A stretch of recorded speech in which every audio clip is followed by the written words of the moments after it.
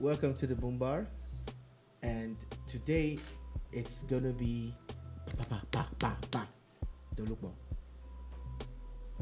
Today is going to be, what does that mean? Like guns blazing quickly. We're moving through because there's a lot of things to talk about. Hi everybody. It is Wumba on your Boom Radio NG. It's going to be very interesting today because I won't say there's not a lot of things to talk about, but there are a few things that we're really going to go in depth in. We know that Nigeria's final game to qualifying for the Qatar 2022 is today. Is by 6 p.m. today. A lot of people have been tweeting. I've seen Iheanacho's tweet. I've seen Ademola Lookman's tweet. There's a lot of things that's been going back and forth. A bit of analysis of the Friday match, and then leading up to this evening's match as well.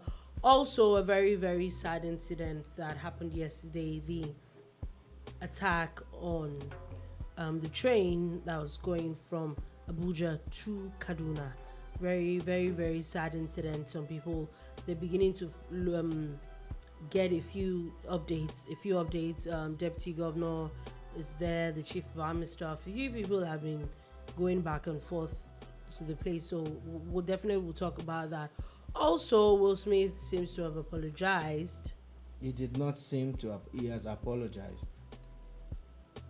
Anyway, he seems to have apologized to Chris Rock and the Academy. There's talks about if his Oscar is probably going to be retrieved. Also talking about the Oscars, the slap took a lot away from the event in itself, as that is the very first Will Smith's Oscar. It was also Samuel L. Jackson. It was also his very, very first Oscar. And it's very interesting because there was a picture I saw that it was Denzel Washington that presented his Oscar to him. It was a very happy picture, very beautiful picture. So a lot of those things happened. A lot of firsts happened at this particular Oscar. Unfortunately, the slap overshadowed everything. Just like, was it last week or last 2 weeks? Looks like we're in the slapping season. Anyway, so this and a lot of other things that we'll definitely be talking about today. It's a very full day for people, for companies that offer credit facilities. The CBN has brought out new regulations. There's been talks about how they need to be regulated and all that. There's definitely news about them also today, and a few other things which we hope to definitely get to. So that's what it is, man. Welcome to the Boom Bar. We've got the drinks. The guys are in the building. Let's dive right into it. Okay, so I think we should actually start from football. Yeah. And for me, it's on everybody's. It's probably one of the most anticipated World Cup playoffs right now in the world. Trust me. The Nigeria and Ghana. It's the final match. And we know that they had played the first leg in Kumasi on Friday that ended 0-0. I read it somewhere that Nigeria needs a win and Ghana needs a draw, and I'm wondering how does that work? No. I thought it was... Nigeria needs a win, outright win. Ghana needs a scored draw. What does that mean? Okay, since that's where you want to start from, yeah, I'll break it down like this. Because the game ended goalless in Ghana, the Ghanaian team and the Nigerian team are at par. Yeah. They are goalless. Yeah. If the game ends in a draw in Nigeria, say 1-1, 2-2, 3-3, 4-4, 5-5, as long as goals have been scored, the value of those goals I get it now. are worth more than the goalless draw that Nigeria played in Ghana. Oh yes, now I get what you're saying. Now I get it. That means that Ghana will get to go through on a scored draw. I get what you're... Now I get it. Now. So, rather than it be an advantage that you played a goalless draw in Ghana, it's more or less like a disadvantage because you did not score. If it was a 1-1 draw. Yeah. In a worst case scenario, all we would need here is actually a goalless draw. It's a goalless draw. Okay, yes, I get it now. Yes, because there's already an away goal and all that. Okay. So that's now what I get it. Okay, now I get. So that that's what. Maybe they didn't even break it down. They should have said a score draw is all that Ghana needs. Yeah. So, talking about the game, we know that before the game started, there was a lot of talks about how it looked like the Ghanaians were ill prepared for the arrival of Nigerians, from them jumping down from the plane to having a press conference with benches, because it looked like a bench and a poor backdrop, poor lighting. It just looked like they just remember that there's going to be a game tomorrow. I think that it was not a very interesting one. And the truth is that a lot of people have been talking about how a lot of people were insinuating that when they come to Nigeria, they hope that they are going to use a rope to come down from the plane and blah blah blah. A lot of those things have been going banter, around. Jokes, a lot of banter and all. What they call cruise these days. Yeah, and weirdly enough, something happened yesterday. And all I saw, would I say what most people saw, were pictures of Ghanaians at the stadium in a dark stadium with no lighting, and they were singing. Yeah, that was what everybody saw, and I really like that. The video was posted by a Ghanaian journalist, and it looked like there was no power for them to do whatever it is that they were going to do. Only for us to see this morning that, okay, there's maybe a little bit of, because it almost looked like, okay, there was some form of retaliation with the welcome the Nigerians got in Ghana. And with what I read this morning, the story is that they were given the 1 hour mandatory and then they asked them to leave the stadium when they were done. That it was even CAF officials that was begging them, and they refused to leave. And the officials of the stadium turned off the power. Then they turned it back on. Then they turned it off, which is a standard practice. Actually. Yeah. See, the truth is... And Ghanaians have been going on about how they turned off power, they this, they that. No, they didn't say they turned off power. They're claiming that there was no power at all. That Nigeria is so poor that, of course, power is epileptic. And the truth is, let us first agree that Nigeria does have a power problem. That's the truth. We do have a power problem, but so does South Africa and Ghana too. Even China. Even the Ghana that they are talking about. Because a lot of times when they tell you Ghana, everything is about Accra. Yeah. But you speak to people who are outside Accra, then you get to understand a few of these things. But that's not what we're here to do. Let's analyze what happened in Abuja. There's a mandatory 1 hour training that you're allowed to do. And the reason why they made it mandatory is that some countries have gone ahead to lock up their stadiums and tell you to go and use the training pitch. But you want to feel the turf that you're playing on. So you're given 1 hour, which is a global practice. The standard is what FIFA recommends and CAF has enforced. And to make sure that the home country does not use it as some kind of funny advantage, they're supposed to have CAF people on ground, to prevent any hanky-panky. And that's what happened yesterday. CAF was on ground. But the Ghanaian journalist that put it out, guys verified that's his name, or something, knows what he was doing. Oh no, of course. It was mischief. It was mischief. It's not the first time that we're going to be at the receiving end. But you see, the sad part is what they don't understand. I make bold to say it. Nigeria does not play these games. And I was saying it last week when everybody kept on saying. When I saw this thing and it popped up in my head, I'm like, okay. When I now finally read what happened, I'm like, you don't think that the officials want to go home? Like, it's not about having power or not. They want to shut off power so that you can go and then bring it back on in the morning. Like, I'm lost. That's even one of the angles to it, but that's not even an issue. The truth is, if they are told that they're going to spend 6 hours, they'll be prepared to spend 6 hours.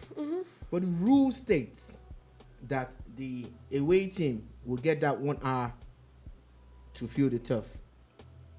So they kept on telling the Ghanaian team to shut down, to stop that. They didn't listen.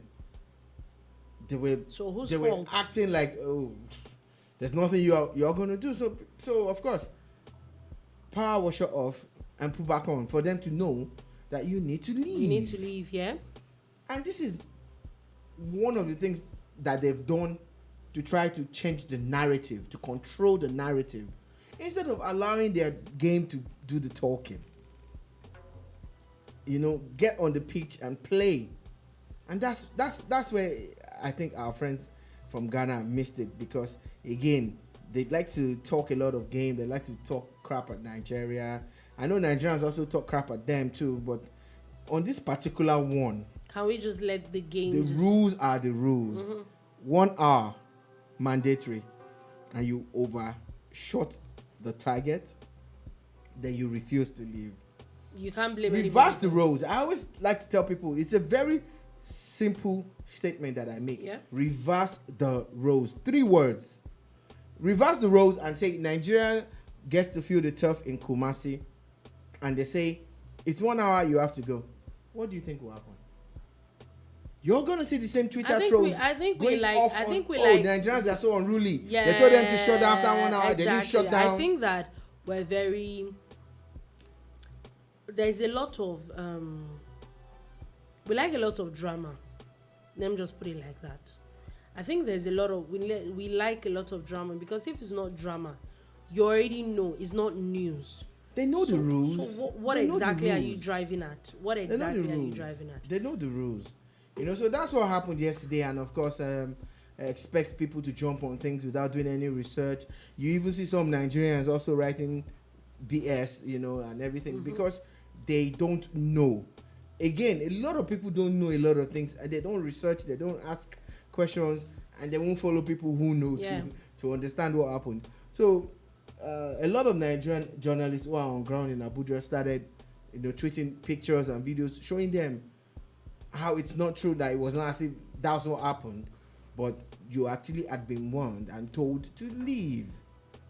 You know, so that is that about that. Yeah, so let's talk about the game itself today. The game is at 6 p.m. today. And before we even go to the game, we're talking about something before we came on. The stadium, the location of today's game. Do you think is actually the best that Nigeria could have done? No, it's not. The MKO Abiola Stadium is arguably the biggest and the best stadium that Nigeria has at the moment. Okay. Arguably the biggest and the best. And it went into a state of disrepair until the current minister came up with a smart scheme where he got some corporates to adopt these projects and fix them. And I think kudos must go to Aliko Dangote, who actually he was one that actually paid for the refurbishment of the MKO Abiola Stadium in Abuja. And I think for this reason, they've taken the match there for solely political reasons. Okay. You get? Really? If the minister and his team were about understanding football reasons, that match will be played in a different place, different atmosphere. Okay, please explain. The 12th man is important in football. When you're playing football, especially crunch ties like this, you need the fans. And kudos to the Ghana FA. They took the Nigerian match to Kumasi. And Kumasi is like a cauldron. It's like a massive stadium. The balls, they have this ultras, they have this group of Ghanaian supporters who are, they're gonna be in your face, like they're all over the place, and that's what they did. And there's no way you're going to deny the fact that did not help the home team. Yeah. You know, they create this setting, you know, that makes you feel intimidated in a way. So, of course, they had to be professional. So everybody's going, oh, the Eagles could have played better. You don't understand. When you're in that kind of place, you need to condition your mind and tune your mind. It takes a while at times for some people. At times they don't even survive it. They don't even get to perform optimally. So the only thing I think Nigeria could have done was to create that same scenario, which we had the capacity and the ability to. Taking the game to places like the Kano Stadium, the Sonny Abacha Stadium in Kano. You think that they will have that kind of crowd? Oh my God, they are football freaks in Kano. Like, the way they watch football in Kano, very few cities in Nigeria can support football like that. Oh, really? Those guys do not play with their football at all. You see them climbing towers and masts and everything, 80, 70 meters. That's how crazy they are about football in Kano. Wow. And they're going to be there shouting for 90-something minutes of the game. Lagos could have created that scenario. Oh, yeah. Oh, yeah. Uyo could have done the same thing. Port Harcourt could have done it. But you had to go to Abuja. The stadium is far. The stadium is very big. Oh, they are providing 100 buses. How many people will 100 buses ferry? Oh, they've given out 20,000 free tickets. Okay, let's see how. The only way it's going to work is actually if you mandate people. So the government did something extra, and I must commend them for that, because I can criticize and I can praise. And that's what we do. I know Tolupol will do the same thing. So they have closed work today in Abuja for all the federal ministries. Yeah, at 1 p.m. 1 p.m. everything. But the idea is that after that game, is the idea is supposed to let people head to the stadium. I won't be surprised that some people don't even go to work. But it's Abuja. Abuja is big man's country. So can we just ginger people? They're laid back. If you're watching and you're listening, it's not too late to make your way to the stadium. Someone. But there's been a lot of they've been saying it that since yesterday, there's been a lot of traffic in Abuja, which does not happen normally. So it looks like there's a large influx of people. There is actually. Into Abuja for this game. I know people who have actually traveled from Lagos for this game. I know some young guys who could not fly, so they left on Saturday. Yes, they left on Saturday, got to Abuja Sunday morning. Then they've been there for a Tuesday game. Paid for their own accommodations by themselves and everything. That's the passion that we're talking about, and that's what we need right now. What we need, we had the President General worldwide of the Supporters Club. The Supporters Club has splinter groups. There are about 4 or 3 of them. And what they did, is that the President General now said, let's put all these our personal issues aside. And he called all of them. So they're going to work together. They're going to be together. They will play together. They will create that atmosphere. Together. So that's one.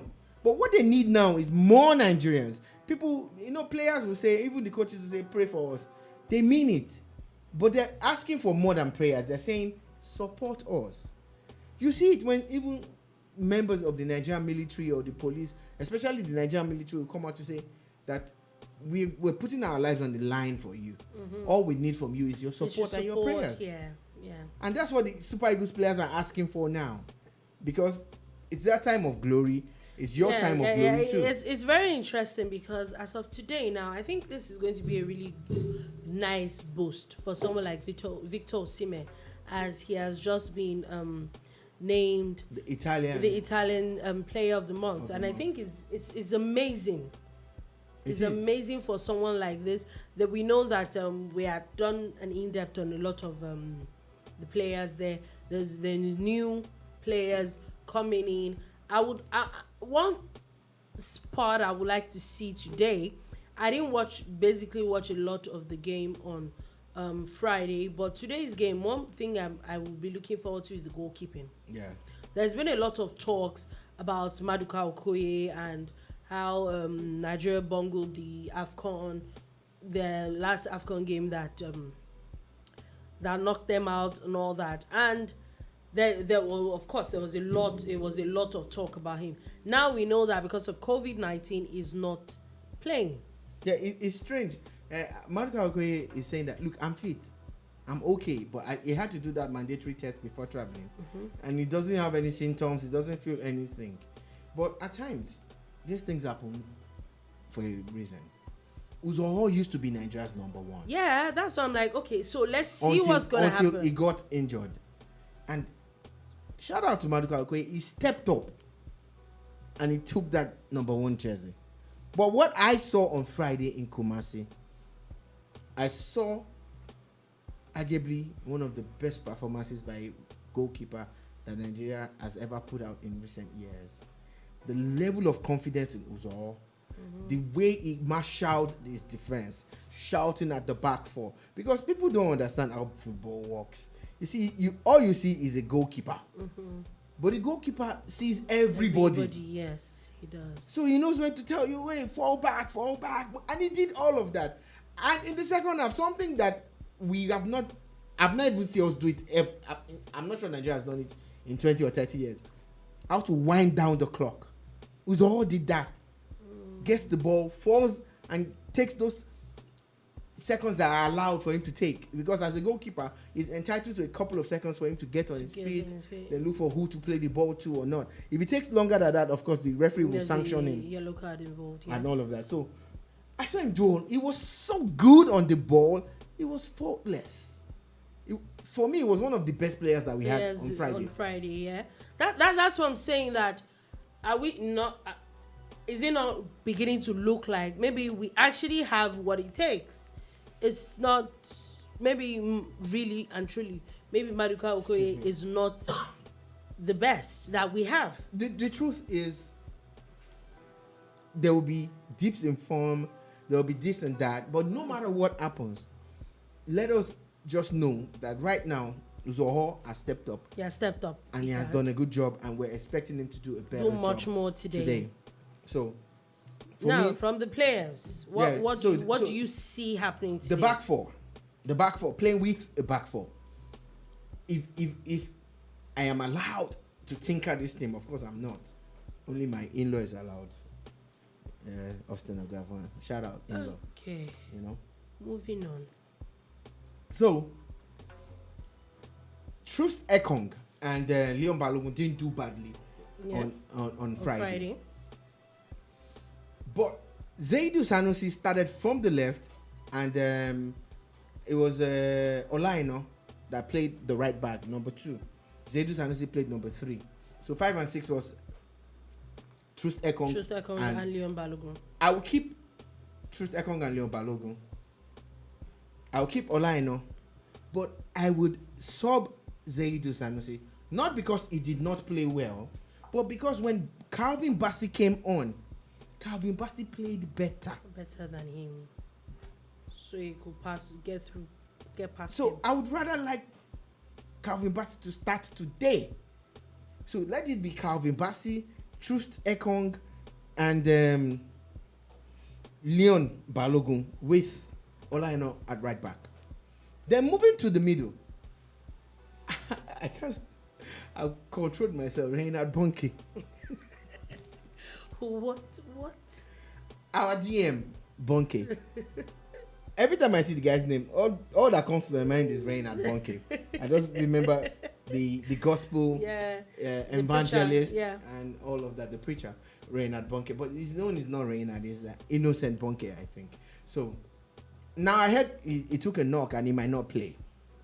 And people were saying, "No, he didn't play well." I said, "No, he did play well. He had a good game." What game were you guys watching? Bonke had a good game, but Bonke could not do more than what he did. You know why? Why? Because Ghana packed the midfield. Pate and about 2 or 3 other people. So how do you expect a Bonke versus 2 or 3? Pass through. So what we need to do, because that's what Ghana's going to do again. Pate is their captain. So he's going to play. Where does he play? He plays in the middle. Midfield, yeah. So what Nigeria needs to do is to bring in a Etebo. Onyeka. Now that Bonke is injured, I would have started with Bonke, but now that I heard Bonke might not play because he took a knock, he's not 100%.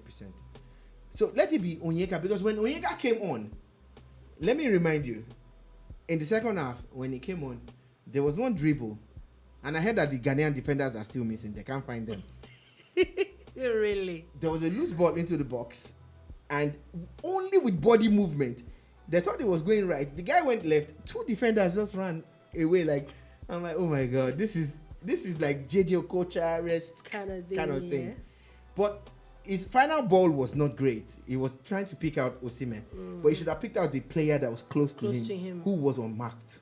But let's leave that. That's gone. So let it be Onyeka Etebo. You get? So that's 6 players already.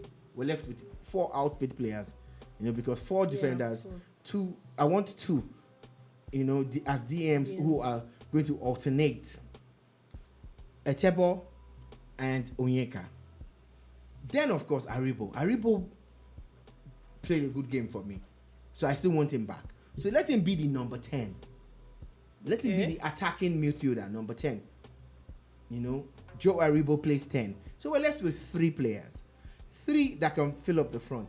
What we played on Friday was that we had wingers in the form of Osimhen and Chukwueze, who is also kind of injured now and might not play. For me, good news. I'm sorry. I don't wish him bad, but for tactics that I'm hoping to deploy for this game, it's fine that he doesn't play. Osimhen is a fantastic footballer, but he seems to be sold on showboating and everything. Do all of that, but deliver the ball. Do you know that Osimhen didn't get service at all? At all. There was nobody giving him the balls. And he was playing with Kelechi Iheanacho. And Kelechi had a good game. In fact, Kelechi had to play a lot of defensive roles. He had to drop deep a lot. So for me, I might not even start with Kelechi today. Dennis. Yeah. Out and out player. Striker, ask him to drift wide. Osimhen will still be my number 9. Osimhen will get the goals. Just give him the ball and he will score. Like they used to sing when Yakubu was playing in England, feed the yak and he will score. Feed Osimhen and he will score. So now we need people to play for each other. So maybe a Lookman that came on in the second half showed me flashes of how he can actually deliver balls. So I would rather start with Lookman, Dennis and Osimhen. Or Lookman, Osimhen and Iheanacho. But Iheanacho will not be playing central, he will be drifting wide. Now what happens again in football is that you can tell your guys to interchange and switch.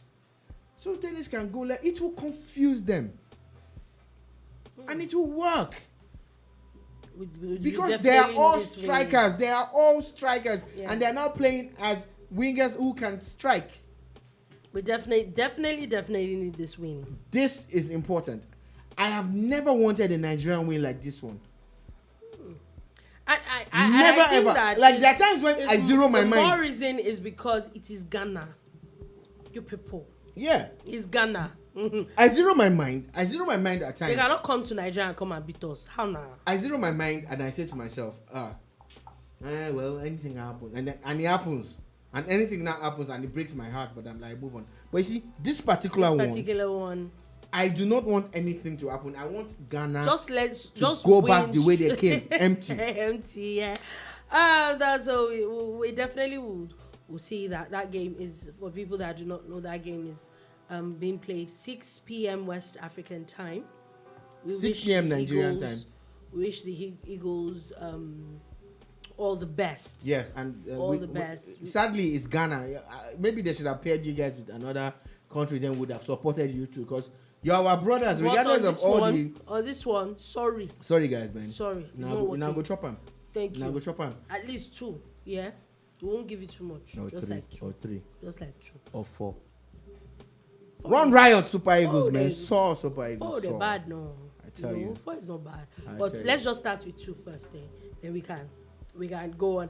And so let's move on a bit from sport, football. Spoken a lot about this. Another very, very burning issue on everybody's mind is the train incident that happened yesterday. Yeah. The terrorist attack that happened yesterday in Kaduna. And before we even get to that, the train incident in itself, and a lot of things that have been happening after the train and a lot of things that are spiraled, people that have died, or people that got kidnapped, or people that are injured. In the past few months, well, shout out to the army. They've been doing a lot in the north. We know that insurgency, terrorism is really high in the north. And let's be honest with ourselves, whether you don't have to like the government, you don't, and I don't even think this is even the government. Yes, it's the government is providing, but the army, the Nigerian military, they're doing amazing work. The Air Force, the Navy, the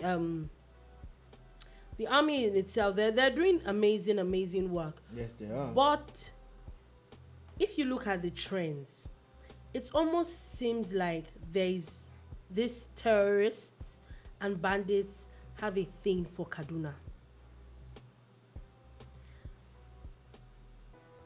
2-3 days cannot pass by. Like a few months or years ago, it was at Borno, Adamawa. It was really like the northeast, yeah. But these days, it is Kaduna and Kaduna and Kaduna and Kaduna and Kaduna. It's sad. Just a few days ago, the airport was attacked. The Kaduna Abuja road is almost not passable. Like there's like major military detachment because of the amount of kidnappings and killings that go on that road. And the train was supposed to be a respite for people that could not take planes. Even now, people taking planes. I was reading today that Asman Air had stopped flights going to Kaduna because of the attack that happened on the airport over the weekend. And this is really sad. Yep. Now, if we really look at this thing in depth, are we sure that there isn't some agenda that has to be Kaduna? Because also, Kaduna at least on paper, Kaduna seems to have about one of the largest military detachments in the country. That is where we have the Nigeria Defense Academy. You would expect that kind of a state they should be very afraid. But these days we hear so many things. First, it started with the southern Kaduna, and then a lot of people were like, that it has been happening for years. But this is not just southern Kaduna anymore. It is the whole of Kaduna state. And then it's really sad. It's very sad. Now we really begin to look at it. Are you sure this thing is really not political? Or more, let me say agenda based. Let me put it as political. Of course, there's an agenda, but there's something else to it. Okay. So, I hear you. I hear you loud and clear. We can only talk based on the information that we have, the research that we do, and the facts that we unearth. What if you were correct and everything you said here was right? And I'm here trying to play the devil's advocate or to balance it. I say, no, it's something else. How would posterity judge me? But regardless, let me speak from my heart.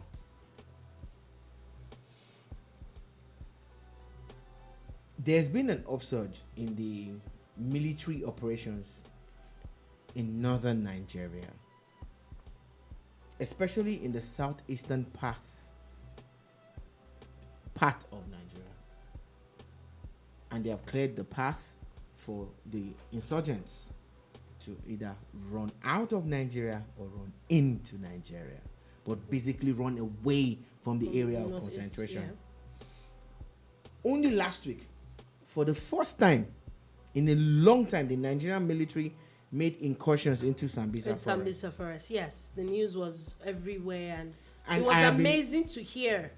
But I have been waiting. I didn't say it, but I've been waiting for some kind of feedback or repercussions. Because these guys will not go quietly into the night. They're going to fight. They're going to fight back. So they will look for low-hanging fruits and the weak underbelly. of any beast that is coming System. at them. The Nigerian army is doing an amazing job, especially in collaboration with the civilian joint task force. Yeah. The Nigerian police has stepped up its game, especially in that region. It's a different ball game. But it's not as safe as they make us believe. They are just putting their lives out there. They are trying for us. It's almost as if we're living in two different countries. Yeah. So I am not going to go political on this. People like to use matters of insecurity to score cheap political points. Yeah. But maybe because the same government at some point played this card too before they came into government. Let's put that aside. The airport attack. It is said that something happened around A5. That's the runway or something.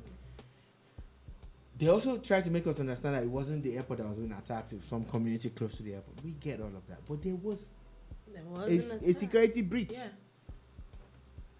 I put out something on Twitter and Facebook. Nobody has been able to answer that question. I saw media people. We are media people, but I saw print media and electronic people say 200 terrorists attack Kaduna airport. And I've asked the question. Till now, nobody has answered. Who counted to know it was 200? I agree. I think I saw that tweet. Really? As funny as it sounded, because I put it in Yoruba and I said 200 gerege. I like gerege. Where are you? 1, so, 2, 3. when they were attacking, the journalist was like, Aisa, can we count you people so we can write our report? I have done that to point out that the media is messing up. Yeah. Mm-hmm. There's something that these terrorists are doing. And everything they are doing is fueled by their need for attention and exposure. And then you literally... You are giving it to them on a platter. Because you want to drive a point. No, you want content. You want to drive a point, like you said. Yeah, you are... So everything culminates. You're unconsciously doing tool. You're actually a tool for them. You are a tool for the terrorists. Now, let's understand the issues surrounding insecurity, especially in the northern part of Nigeria. It is not a Nigerian problem alone. It is a global problem. And the terrorists have been able to penetrate largely because of the insurgency and the issues that was created in Libya. Yeah. You think that a Muammar Gaddafi was alive and these people will be going? They can't. A lot of things has gone wrong, but people don't want to address it. So let's get back to it. I feel that the Nigerian army is giving them a lot of heat now, coupled with the efforts of the Nigerian Air Force. Yeah, they're doing amazing. Shout out to the Nigerian Air Force. I have it. And the civilian JTF, the police. So they are doing an amazing job of hitting out at these people, and of course they have to run. Now, but I have a little bit of an issue. Okay. With the Nigerian Air Force, as much as their reaction time is amazing. Yeah. Is amazing, and that's what we say, that when people do good, let's put it out there. Yeah. Yeah. But there's an issue that I have with them. Are we saying some of these attacks cannot be foiled before it even happens?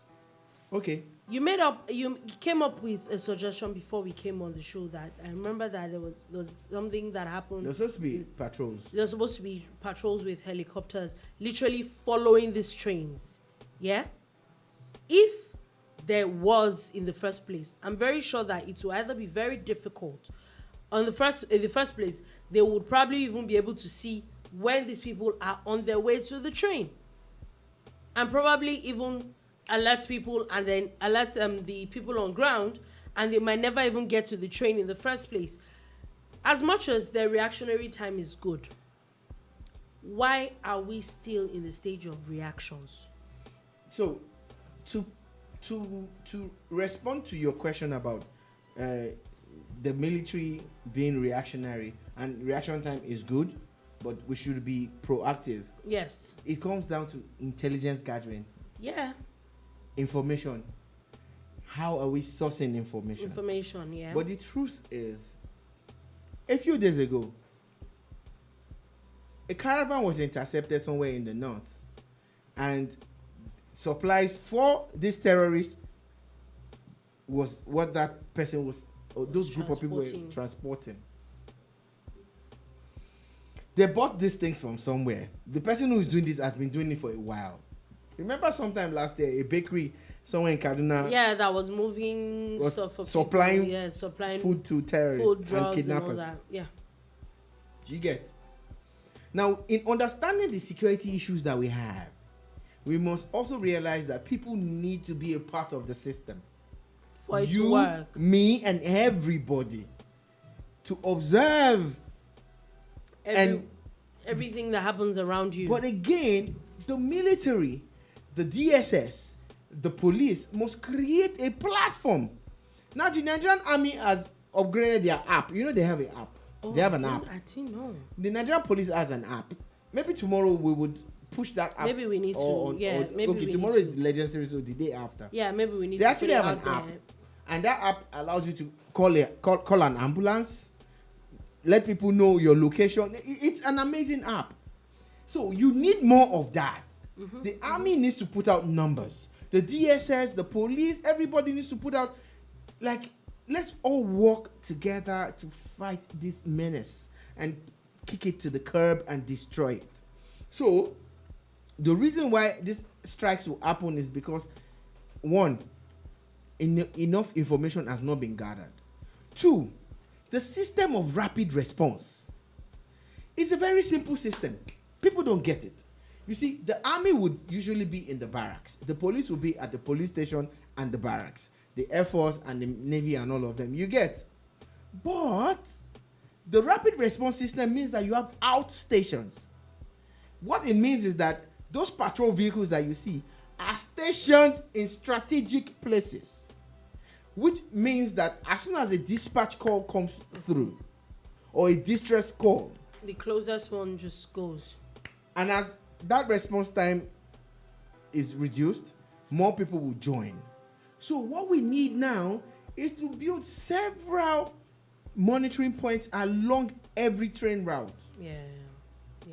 Look, security is now a big business. It's a big issue, and let's just put it things, and because every for me, life matters. I think is everything. Yeah, the lives of people are most important. Federal government also should look at it from the angle of borrowed monies was used to build these train tracks, buy these trains. Their investments. There is really nothing in there's nobody is going to stop you from actually safeguarding your investment. Just yesterday there was talks about how new coaches had just arrived in Nigeria that was supposed to join this for the same line. Now the Nigerian Railway Corporation has now announced that the trains has been suspended indefinitely, and that's where the problem is, because it's lives as one, property as well, taxpayers' money, my money and your money is being used to buy these things. There are things that we need to understand and speak the truth about. A few years ago, so many years ago, we used to travel by night in those we call them luxurious buses. I've been on one from Lagos to Abuja before. I've been on several from the southwest to the southeast, and it was night travel. It was not a big deal. Yeah, I know. Iheanacho, God is good. All those amazing transport companies. I doubt it was those night things travel. But anymore. guess one of the elements of that night travel?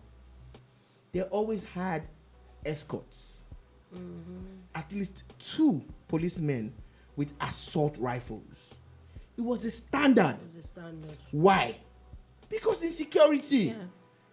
So it didn't just start today.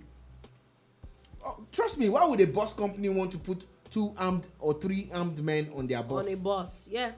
Because other buses had been attacked and they wanted to protect their travelers. So we all got on these buses. You will write your address, you fill the manifest and everything, and you get on the bus and you sleep at times. Or you're, in the morning you get to Onisha or Owerri or Newi, and then you track back to where you're going and all of that. That's how we traveled. Yeah. How many planes were there? How many airlines were there? Who even wanted to fly? People actually would travel by night. You know, I went to Abuja. The first time I went to Abuja was by road, and it was night bus. Oh, it was the most expensive bus, fine, but it was night bus, and that's how we traveled, and there was always escorts.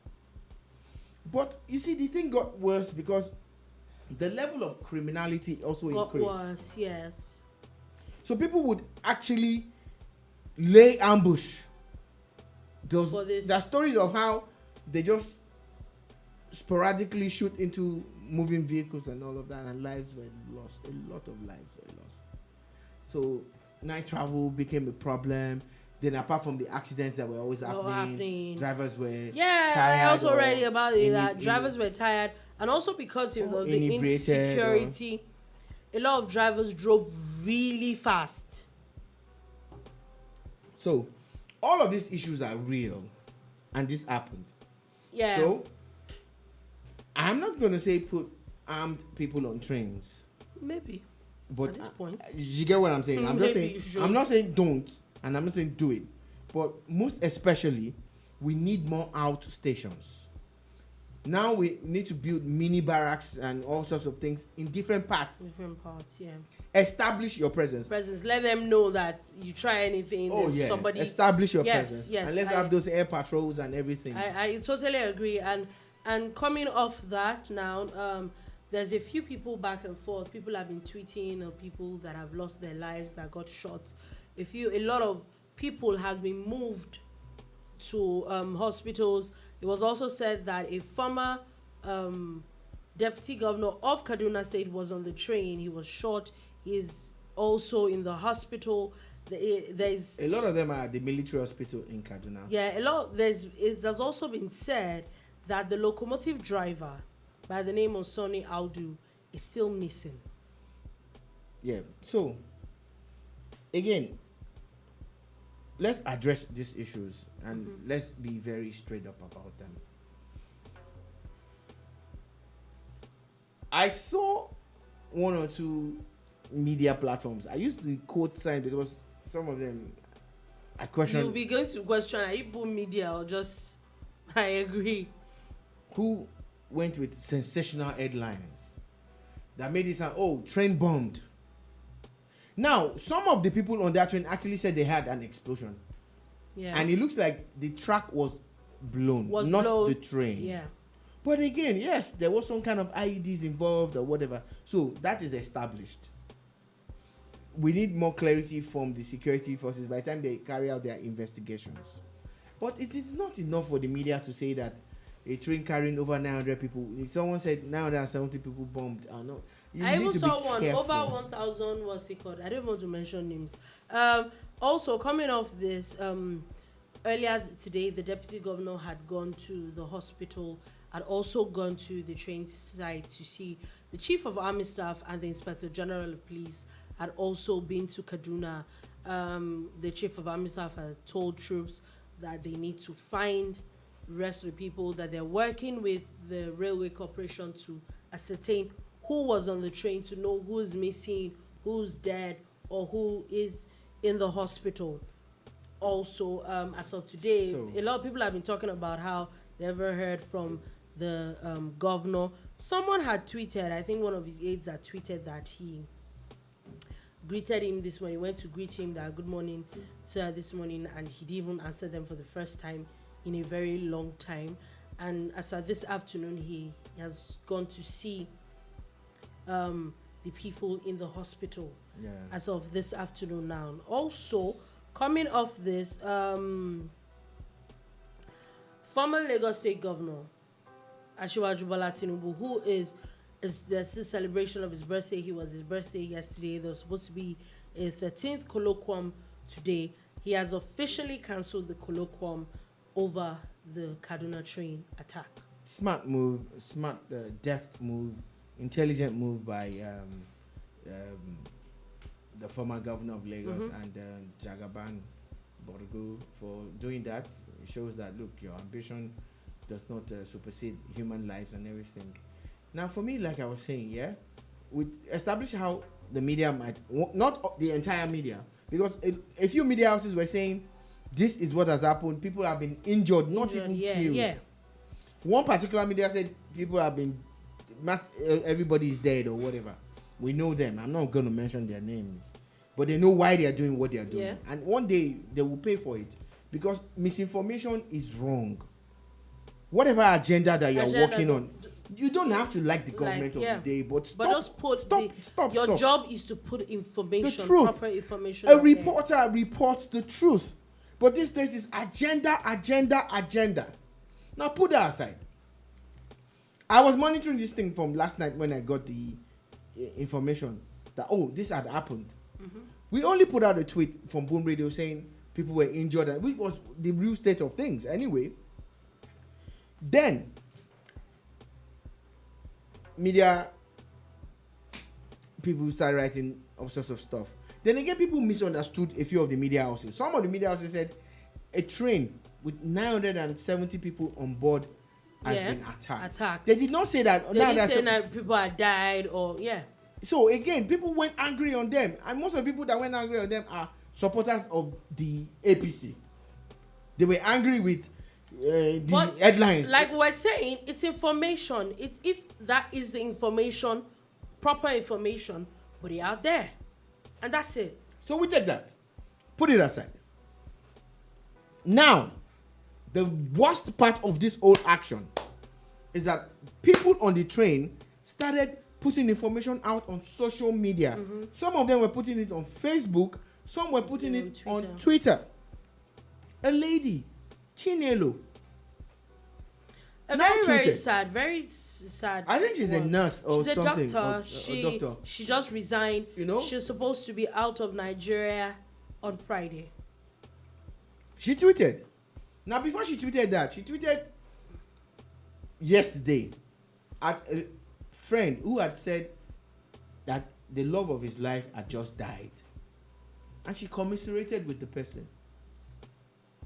Then a day or two after, she's on this Kaduna Abuja train.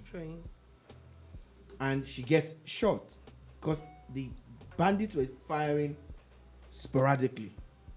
She gets shot. And she tweets that she said, I am in the train. I have just been shot. Pray for me. Even if she was chasing clouds, the thing she wrote is not too much. It's not too much.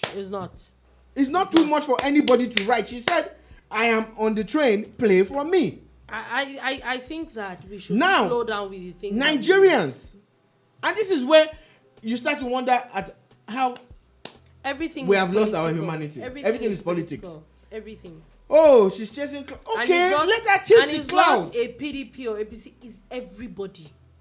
It's everybody. The lady said, pray for her. Everything is political. You know the funny thing? I saw that tweet 6 minutes after she tweeted it. Now that I'm thinking about it, I remember seeing somebody replying that tweet. And they were replying last night. Are you dead now? Yeah, I think I saw something like that. Someone said... And for me, let's not assume she was chasing clout. The worst anybody will do, don't reply. Ignore her now. No. Block her. Report her tweet. But why did you call her out? Someone who actually needed help. You know the funny thing? She would still have died. Most likely would still have died. But the worst part for me, I think it's just sad. Was when people who were asleep when this happened. Some of us don't sleep at night. You were asleep when this happened. You woke up and you started calling her out. By that time, she was probably dead or she was dying. support your government. See, if you want to support Buhari, support Buhari. If you want to support APC, support APC. If you want to support PDP, support PDP. Support Wike, support Saraki, support anybody. I think we should be but please, down. When it comes to matters of humanity, can we please be human or humane? Be humane. And remember that you will die too. I think that she's dead. We let one of them has locked up her Twitter. She locked her Twitter up. Why did you lock your Twitter up? Maybe you were calling her Oniroshi or something. Why would you do that? Why would you do that? You know, you could actually have that discussion in your WhatsApp group. Yeah, and that would have been the end. It would have been the end. Really? Then wait for the person to emerge. Yeah, exactly, yeah. This doesn't look good on them. I'm sorry. It doesn't look good. Whoever you are. I think we just need to calm down. That's it for me. Like, politics. Just need to calm down. We get it. 2023 is coming. It's here. We just be calming down. Everything is not politics. When it comes to matters of life and death, if you don't have anything to say, just leave be it. Quiet. Don't tweet. Don't write anything on Facebook. Don't do anything. Yeah, there are times that the people internet say never forgets very annoying things. Yeah, honestly. And I don't know if it happens to you too. You are literally like you have replied. Then all you need to do is just reply. I'm like, nah. Don't look for. I don't have time. I have typed several responses in my lifetime. I have typed several responses. Instead of hitting the send button, I just delete. Like, there's no I'm point. not going to engage you. I will not engage you. Exactly. Like, just leave it. That's it. I know what I've said, and I leave it to you. So we're saying this again because we really think it's messed up. It's really messed up. Really. And then guess what? Now, a lot of political apologists who are from, because we know the APC guy is really messed up. Now, the PDP people, guess what? They are cashing it on it. Oh, one of them wrote, and I know this guy was writing nonsense. He was just being political. But you gave him a chance to be political. But you know the sad part with you didn't have to write what you wrote. The sad part with me is that some people are. You know, one guy tweeted, "Are you dead now?" Some people have already made it a political thing here, and they already messed up, which they messed up. But then you on the other side too now decides to cash in on it, and then we are all political about people's lives, and I think it's just really sad. Wow, we're really out of time. But finally, I just want to run through a few things. Governor Soludo has officially submitted his list of 20 commissioner nominees to... Is my name on that list? Do you know him? Wow. Soludo, are you going to do me like this? Also, the National Assembly has today transmitted 44 constitution review bills that have been recently passed by the Senate and the House of Representatives to the state houses of assembly for further legislative work. We know that I hope the states will move fast on out of 36 states, they need about 24 of those states to pass on all these bills. Also, we know that out of 68 that was under review, they passed 44. We know that there's still going to be a continuous thing on that one as well.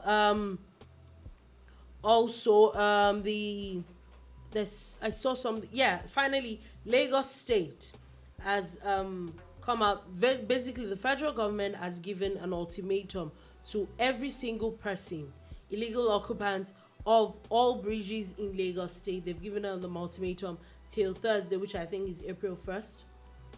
To clear out. March 31st. Today is March 31st to clear out, and this is coming from after the fire that happened at Akpongbo.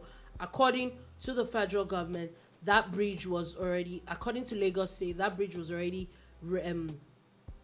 there was already repairs that was supposed to have begun. Yeah, it was earmarked for repairs. It was already because they started from the other side. Yeah, it was earmarked for repairs already, but the fire has even worsened the repairs that they're going to do, which makes it worse now. And now, especially Kara Bridge, can you move them out from under Kara and Ojuelegua Bridge? But especially that Kara, because I know what they did to me there.